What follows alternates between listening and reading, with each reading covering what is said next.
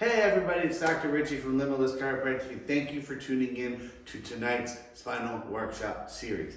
Tonight, we are going to be diving in and focusing on athletic performance. And that doesn't necessarily have to mean high-level D1 collegiate athlete or, ultra marathoner. It could be just somebody who is athletic in nature. So somebody who works out at the gym 3 or more times a week, avid mountain bikers, walkers, runners, just people who are active. So when we talk about athletic performance, I don't necessarily mean high caliber D1 athletes, although you could be. Anybody who's athletic, this class and this workshop can pertain to you. So I just want to clear the air before we start. My job is to bring you content that is relatable, that you can hopefully employ in your day-to-day go-around. Some of this stuff is maybe brand new to you, and some of this stuff is just something you've heard over and over again, but maybe you're hearing it in a different light or a different voice, that it hits a little different this time.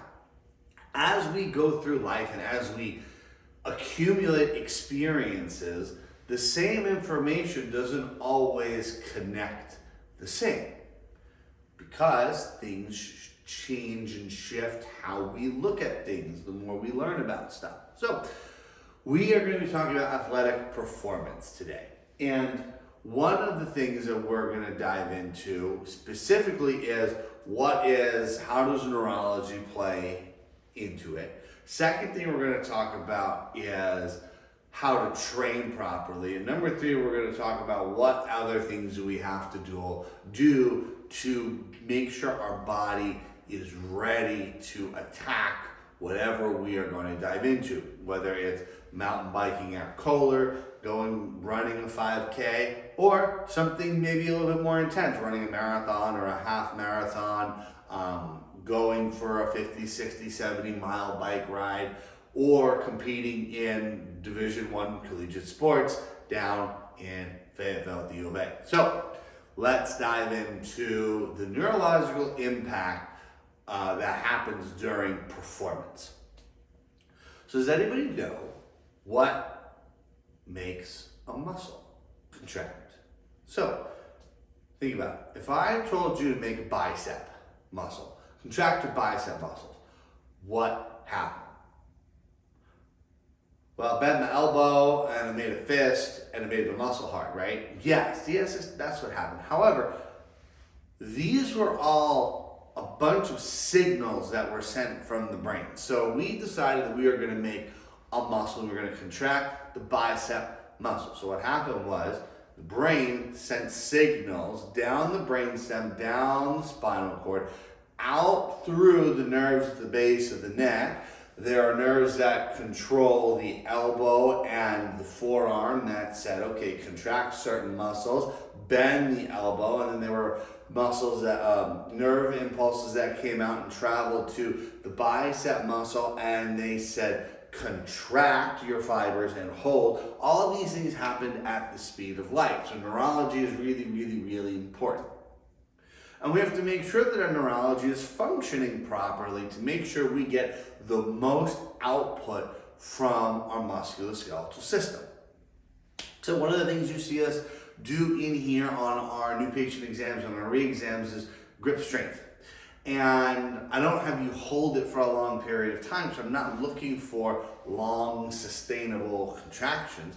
I'm looking to see, does the left side and the right side have the same quality of nerve input to those muscles?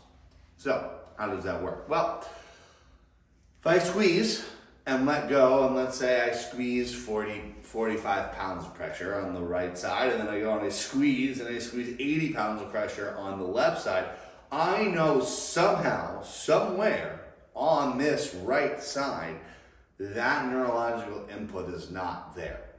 How do I know that? Well, number 1, I have not recently broken my arm, and I have not recently had a complete lack of use of these muscles. right? So I'm using arm muscles on a day-to-day basis. I'm left-hand dominant, so left side may be a little bit stronger, but not a 40-pound difference from side to side. I have to figure out, okay, why? What's going on? Why is that nerve tract not allowing my right hand to squeeze much closer to the strength of the left? And that's where chiropractic comes in. Listen, I'm a chiropractor. We have to talk about chiropractic and some of these things. And chiropractic comes into play by making sure that our nerve tracks that run through our body are free and clear, so that the nerves, those nerve synapses, those messages can run through those nerve tracks as fast as they're designed to and get the message there as quickly as possible and as competently as possible with the most thorough message that the brain needs to send to that part of the body. So how do we do that? Well, we have to assess to make sure that there is no interference or compression on that nerve tract, and make sure we are clear of subluxations. Okay? When we are clear of subluxations, whether it is in the spine or in the extremities, we know that our nerves are firing on all cylinders. Okay? So number one, that neurological impact of athletic performance. Do we have free-flowing neurological communication highways, or do we have blockages or interference in that highway, not allowing our body to communicate with themselves? Number one, right? The first thing we said we're going to talk about tonight, neurological issues in performance. Number two, how do we become athletic? Well, this is going to tie into number three, and this is what we have to do for our body. But training-wise, we need to consistently train at that thing. Okay? I personally have not ridden a mountain bike probably 10 years. So for me to think that tomorrow I can go rent a mountain bike and go ride on one of the advanced trails in the area and come out unscathed is slim. Right? I haven't practiced, I haven't trained for this moment. Maybe I could go rent a bike for the first time, maybe go for a shorter ride on a very easy trail to just get my bearings, and do that for a little bit, maybe make it a little bit longer and do some moderate portions on a trail as I go on. But I have to train to get to the point where I can go out and do those advanced mountain biking trails. So do you. And that could be that, hey, I'm gonna take up walking. And you wanna walk, okay. Well, don't go out and walk 7 miles on your first day out. Walk around the block maybe, or if you wanna push yourself, do a half a mile or a mile. Start really slow and build up to that goal. One of the things we have to do is make sure we write that goal of where we want to get to, and then we need to work backwards from there and create a plan. Plans are really, really important. Plans of exercise and plans for our goals are really important, because if I just slap up on the wall, I want to run a marathon, which is 26.2 miles, and I'm going to slap that up on the wall, and I have no idea how to work backwards from that and train for that, I'm probably going to get hurt. No matter how free and clear that nerve interference is, if I don't train properly, all the work I'm doing for the care of my spine and my joints and keeping elasticity in my joints and keeping that central nervous system and peripheral nervous system free of interference is not going to do me any good when I go out tomorrow and try to go run 26.2 miles, and the last thing I did was, ran half a mile.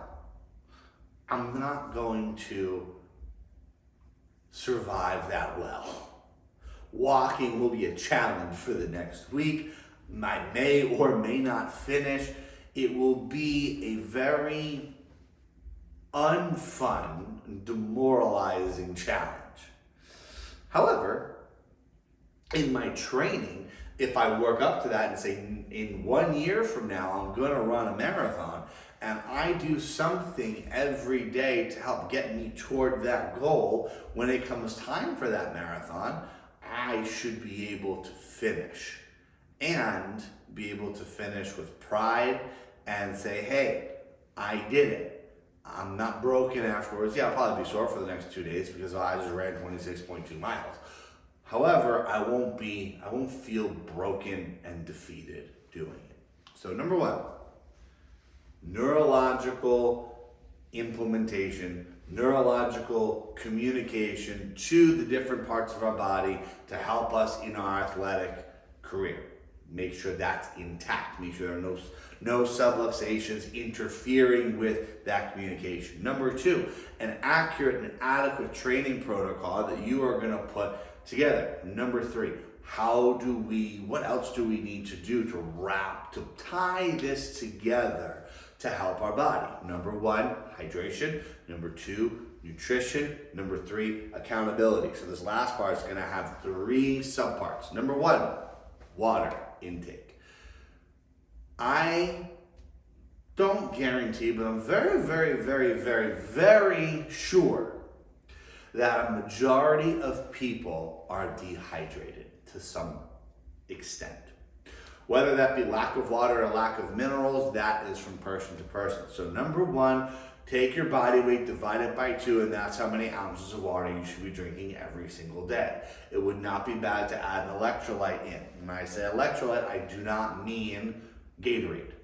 Okay? There are some really good electrolyte powders that you can add to your water that allows your body to absorb the minerals that it's lacking. So number one, adequate water intake. Okay, if you starve your muscles and joints of water, you are not going to fare well in your training. That's how injuries happen. Number two, food and nutrition. If I am going to go ahead and I'm going to go run a marathon, and I say, hey, I'm going to train, and I've never run a marathon before, so I'm going to start working. Would it be wise for me to have McDonald's and Arby's on my menu of nutritional input?